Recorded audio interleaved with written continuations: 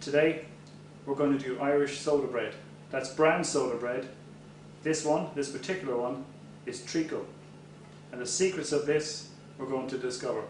How simple and how easy it is to make. To prepare yourself, let's have a look at the equipment you're going to need for it. A traditional bread tin, or perhaps you'd like to use a different style of bread tin. Mini bread loaves can be made here. We need a cooling rack for when it's finished, very, very important.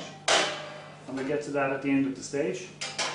We're going to need a stirring implement, a whisk, a teaspoon, a tablespoon, and of course an oven. And I want you to first begin by turning your oven on to 250 degrees Celsius. Next you need your ingredients. The ingredients for this particular recipe: 600 grams of wholemeal flour, 200 grams of self-raising flour, 2 tablespoons of bicarbonate of soda, and 2 teaspoons of salt. That can be normal table salt, or you can have rock salt crushed into it. They are the dry ingredients. Then we come to the wet ingredients. These are the most important. This gives the bread its flavour, all its flavour. From putting the saltiness into the bread, now we come to the rest of the tastes. We have 1 litre of buttermilk, and we're going to sweeten it up with the secret ingredient, 4 tablespoons of black treacle. So to begin, I'm going to use a spray can. You can use margarine, you can use butter, you can use your fingers, you can use butter pats. This happens to be one of the easiest to use.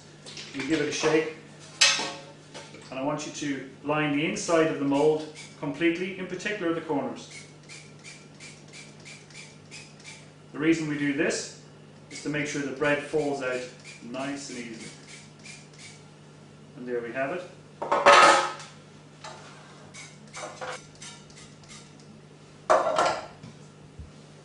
The next step is to flour the inside of the trays so that the bread will actually slip out and fall out nice and easily. So I'm going to use the flour that we're using, 600 grams of wholemeal flour, which is the majority of the flour. So I'm going to use wholemeal flour to line the inside of the tin.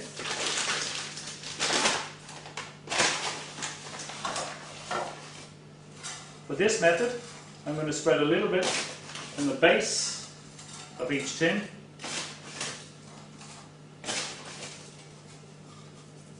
And then holding it over the large tin, just tap it. Get one side, get the other side. Any excess, let it fall into the tin.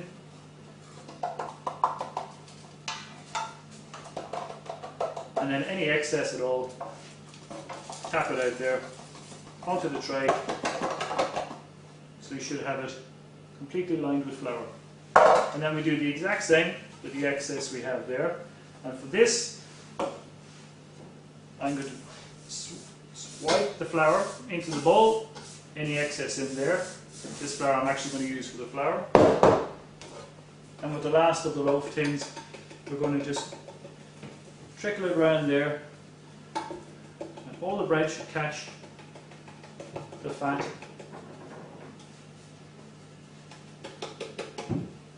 And there we have it. 2 lined tins ready for the bread mix. So for the next step, we're going to take all the dry ingredients and mix them together. It's very, very simple. No sieving involved here in any form.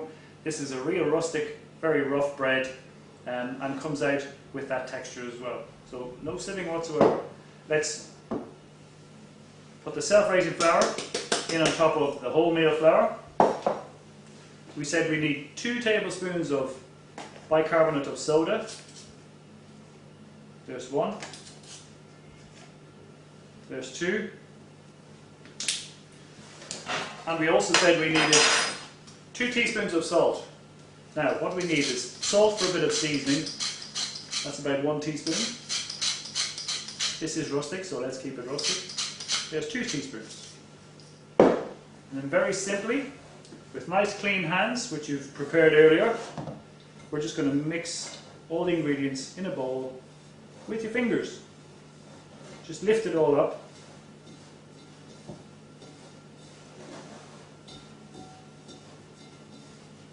And that's the dry ingredients. Then we turn to the wet ingredients. We have 1 litre of buttermilk, and we have the black treacle. Okay? Because it's so thick, what we need to do with this is pour it into a container and heat it a little.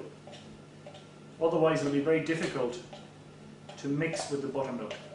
So what we're going to do is we're going to microwave it for 20 seconds.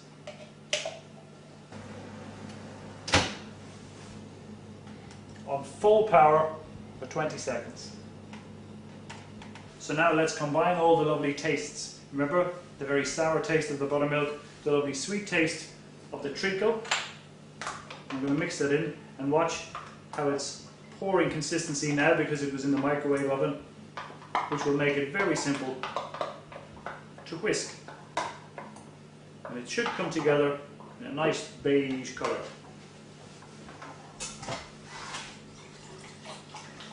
There we go.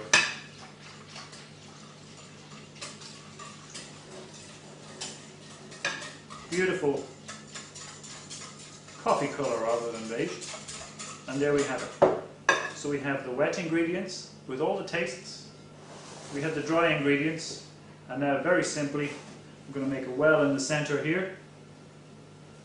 And we're going to add all the wet ingredients into the dry ingredients.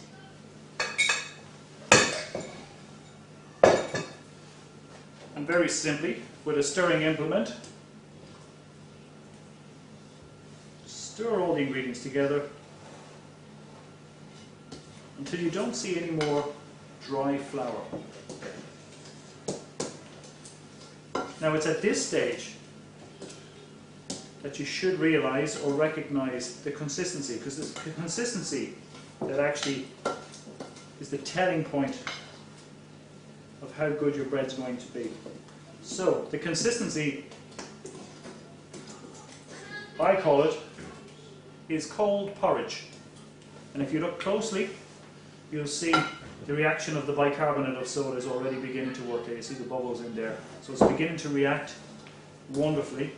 Okay, and that's ready to go straight in. So we're not going to waste any of those bubbles. We're not going to waste any of that carbon dioxide.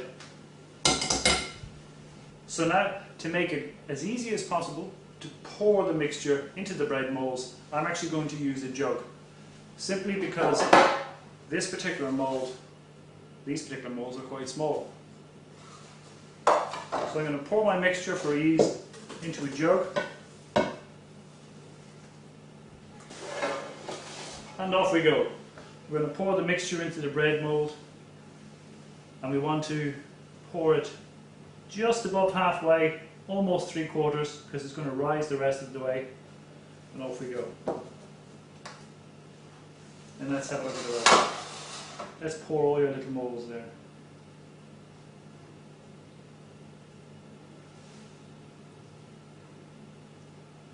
If by any chance it looks a little bit too liquidy, then simply add another handful of wholemeal flour into the mix and give it a quick stir before you pour out the molds. Just 2 quick tips when putting a single baking tray in the oven, or a loaf tin should I say, in the oven. It can be extremely hot when you take it out of the oven, so rather put it on a tray so you can move it and glide it into the oven and glide it out of the oven a lot more simply.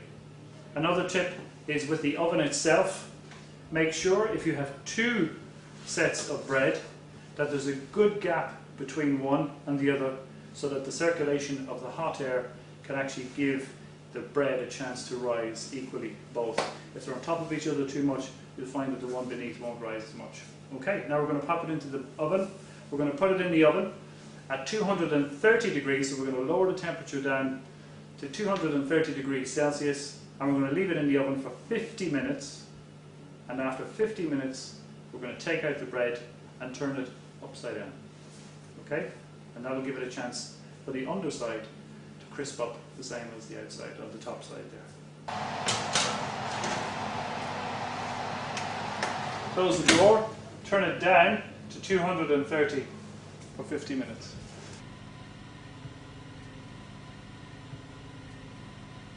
And after 50 minutes, we take them out of the oven, turn them upside down so the underside can have a chance to heat.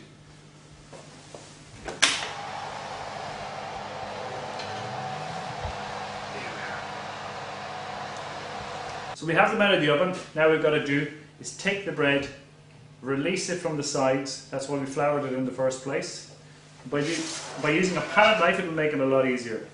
So take it down each side of the bread and just lever it back, and the other side, lever it forward, and that should just pop up nicely like that, and you'll see the steam coming up there. Now, have a look at this. Crusty on one side, quite steamy and a little bit moist on the other. That's why we're going to just pop it upside down and give it a couple of minutes in the oven to dry out the underside. And we'll do that with each one. I'm going to just angle them up so the heat gets at them. And you can see again, quite moist. So let's put them back in the oven, 15 minutes, and then we're finished.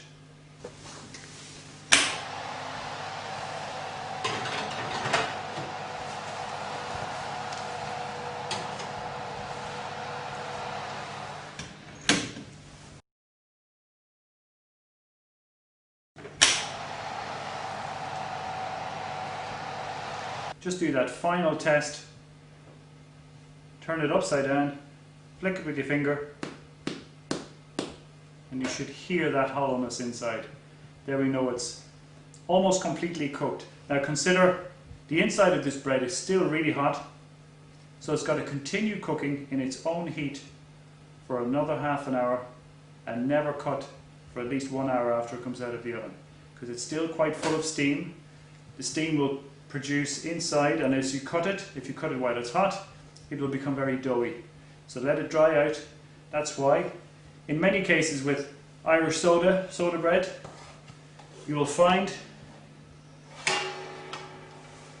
that all the bread that is taken out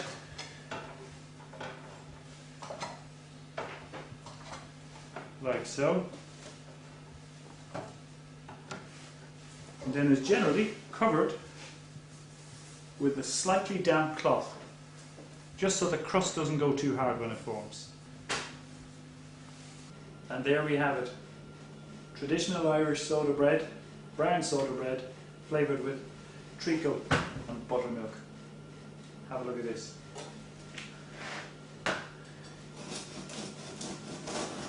Check the sound of that crust. Thank you for watching Culinary Artists. My name is Dermot Seabury, and I hope you enjoyed it. See you again soon.